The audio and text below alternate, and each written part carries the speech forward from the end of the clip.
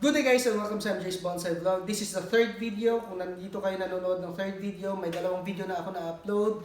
And it talks about yung paggawa ng branches from first to third generation. May sketch akong ginamit doon to illustrate the point. And then may second video din ako, yung apical dominance. No, kung paano ba yung apical dominance nakaka-affect sa pag-train ninyo ng bonsai ninyo. And for this video, pag-uusapan natin yung ramification, yung branch ramification of the tree or your bonsai tree. Now, etong buong grupo ng branches na to, from the first branch to the second branch, to the back branch and the apex, ito lahat sila, we call this as the canopy of the tree. No? In nature, sa mga kahoy like the acacia, the sampalok, the mangga, yung canopy niya malaki, makikita mo doon na yung branches ng kahoy na yon may iba't ibang sizes. May malalaki, may maliliit, hanggang sa pinakamaliit na mga twigs kung saan tumutubo yung dahon. Yung iba't ibang sizes ng branch na yon, okay? And yung distribution ng mga branches na yon, that is what we call the branch ramification. Okay? To simply put it, diretso na, no? Yun yung branch ramification, no? Yung ibang sizes ng branches, and then yung placement ng mga branches na available sa puno. No? Okay? Now, in bonsai, hindi mo ma-achieve yun kung hindi ka gagamit ng wire, and when it comes to the material natin dito sa Pilipinas, we're not using junipers or pines, hindi mo ma-achieve yun kung hindi mo siya iti-train per generation. No? Ano ba, may isang malaking sanga ka, gusto mo sa pinatubong malaking sanga mo na yon, doon na kaagad diretso yung first branch, doon din yung secondary branch, third gen branch, fourth gen branch, no? Gagamitan mo lang ng raffia. Hindi natin pwedeng makagawa yun dito sa mga species ng tanim natin sa Pilipinas, no? Lalo na sa Pilipinas. Mahirapan tayo, no? You can only do that with junipers and pines, I believe, no? Nakikita natin yung mga Japanese, di ba? Tatalian nila ng raffia, wawiringan nila, and then i-bend nilang ganon, no? Okay? The ideal thing to do is to train the branches to achieve ramification by training it per generation, no? Okay? So when you train your branches from the first primary branch hanggang 6th generation, ma-achieve mo yung ramification. Now, a good ramification, ulit ko na yung camera.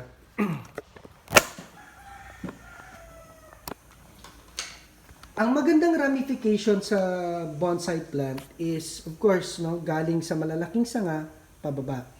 Now, if we are going to inspect this tree, actually, no, pangit ang ramification nito. No? Okay? Dito sa baba, nakikita natin medyo may tapering. Look at this. Pagdating dito, may malaki dito, maliit pa tong size na to. Okay? Pagdating dito, no, itong branch na to, look at this. Kahit branch na siya, napakahabang hotdog to, no? A good ramification, no, kahit dito, no? Like for example, this one here, the branch here, no? Medyo hotdog siya. This is not a good ramification. Pagdating dito, okay lang, no? But per generation niya, hindi pareho yung sizes per generation, ha. Okay? Yung third generation niya dito sa kabila, malaki, yung dito sa liit, sa baba medyo mas maliit, no? So what a good ramification is, no? Per generation, almost the same lang sila ng size, and then gradual pagpataas ka hanggang 6th generation, lumiliit yung sizes ng branches hanggang mag-twigs, no? And then ito, no, look at this, pagdating dito, pilit, no? Sobrang pilit, sobrang daming branches na nakatubo dito, no? Actually, kailangan ko pa siyang, kung gusto ko talaga ng good ramification, babawasan ko to, no? Itong mga branches dito. Okay? No? Hanggang umabot siya ng 5th to 6th generation. Ganon din dito. So, napakahabang trabaho pa to. Ganon din dito, no? No? Because a good ramification in bonsai, no, is Yung buong canopy, marami siyang branches, gaya nito, okay, marami na siyang branches. But, yung mga sizes ng branches niya is gradual na lumiliit. No? Just like in nature. Hanggang sa pinakadulo kung saan yung may dahon, doon na yung pinakamaliit because that is already the twig. No? Yung basic anatomy natin, di ba? We have the trunk of the tree, we have the branches of the tree, and then we have the different sizes of the branches of the tree, and eventually, sa dulo, kung saan tutubo yung dahon, we have the twigs. No? Dapat iwasan natin na, gaya dito,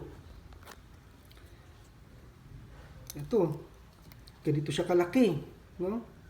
And then, biglang dahon na kaagad, no? Tapos kung titingnan mo sa iba, hindi ganun yung tubo ng dahon, no? So, kailangan ayusin na dapat gradual yung pagliit ng mga branches para magkaroon at ma-achieve natin yung ramification. Okay? Pero ito kasi is napakala. This is already the advanced part of bonsai na, no? Kaya sometimes ito lang na-observe ko when it comes sa judging, makita ko marami namang sanga yung isang kahoy, bakit yung isang kahoy yung nanalo, no? Because merong mga kahoy talaga pag sa display na makita mo talaga na napaka-perfect ng ginawa ng artist na yung ramification ng mga branches niya talagang galing sa malaki hanggang pagdating sa twigs lumiliit, no? And that those guys na gumagawa noon, meron na talaga silang mastery sa craft nila. Okay? Pero basic pa kasi yung pinag-uusapan natin, no? So inintroduce ko lang yung ramification, no? Kasi mahirap naman kung doon na tayo sa ramification, hindi pa natin nagawa yung third generation natin, no? Okay? So, yun lang yung ramification. Yun lang kasi yung goal natin, no, eventually, na magkaroon tayo ng ramification. And sa mga materials natin na nandito sa Pilipinas, ma-achieve natin yung ramification na yun if we do the training per generation. You train the first generation branch, you train the second generation branch, the third generation branch, fourth, and then, no, gradual yung training. Hindi kasi pwedeng, as I've mentioned many times, no, magpatubo tayo ng ganito kalaki sa second branch, and then magpatubo din tayo, straight to sila, no? Kasi nagtumubo sila. And then lagyan natin ng raffia, and then i-bend natin ng ganito. We cannot do that with a tugas, for example. Hindi yan achievable. So, the best way to do it is by generation na pagpapatubo ng branches. Okay? So, I'm not... paano ba? Okay? So, yun na lang, no? So, that is ramification. I hope I explained it clearly, no? Sa mga newbie, don't focus muna dito sa ramification, no? Yeah, you can, because it's a goal na gusto nating i-achieve na magkaroon ng ramification yung tree natin. But you try to focus on how you create the first generation, the second generation, and the third generation of your tree. Okay? Pag umabot na kayo sa third generation, no? Usually, kung healthy lang yung tanim, you give it 3 to 2 months, no? You can finish the training for the first generation, lalo na pag small. And then, after another 3 to 2 months, you can finish the training for the second generation. And then, another 3 to 2 months, you can finish the training for the third generation. No? So, within a year, after kinuha mo yung material, kaya mo siyang actually i-train. Lalo na Yamadori, lalo yung tugas na maliliit. Kaya mo siyang i-train na umabot na agad ng third generation after a year. No? Sometimes, kasi hindi naman lahat focus sa ano talaga. Sometimes, umaabot siya ng a year and a half, third generation ka na. No? Some bonsai artists, kaya nilang within a year, third to fourth generation na sila. By 1.5 year, pag small na tugas, almost show ready na yung kanilang bonsai. Okay? But because we're talking about basic and because personally me, I want you to use these things na sinishare ko para maporma nyo yung bonsai ninyo. Focus on the simpler things. No? Like for now, gusto nyo lang magka-bonsai, okay? But you have to train it na sa first generation. You try to focus on the first generation. No? Paano ko ba ma-achieve yung tapering nito? Paano ko ba ma-achieve yung S-shape nito? You try to study that. And then, pag ma-accomplish na yung, ano na yon, yung challenge na yun doon sa first primary branches, no? You move to the second generation of branches. Paano saan ko ilalagay ito, no? Kasi if you finish a milestone, kumbaga, kung nakagawa ka na ng first gen, na ikaw talaga yung gumawa, at na-shape mo siya, naka-engrave na yun sa mind mo. No? Naka-engrave na yun kahit papano sa mind mo. And so when you visit another plant and you start from zero again, alam mo na kung paano gawin. Okay? That's what I wanted to point out, na you try to focus on the simple things, kung anong meron na kailangan mong i-achieve. No? And then, after that, kung makaya mong gumawa na ng second generation, na-engrave na rin yun sa mind mo. And when you start another material, kaya mo na rin gumawa ng second generation. So on and so forth. Hanggang makabuo ka ng tanim, no? Mas madali ka nang later on makakabuo pa ng ibang tanim. Kasi nagawa mo nang bumuo ng isang tanim. Okay? Kaya nga sinasabi ko lagi, no? Enjoy your bonsai journey one bonsai at a time. No, dahan-dahan lang. No? Because personally, I've experienced it that I wanted to rush things. Pero mahirap.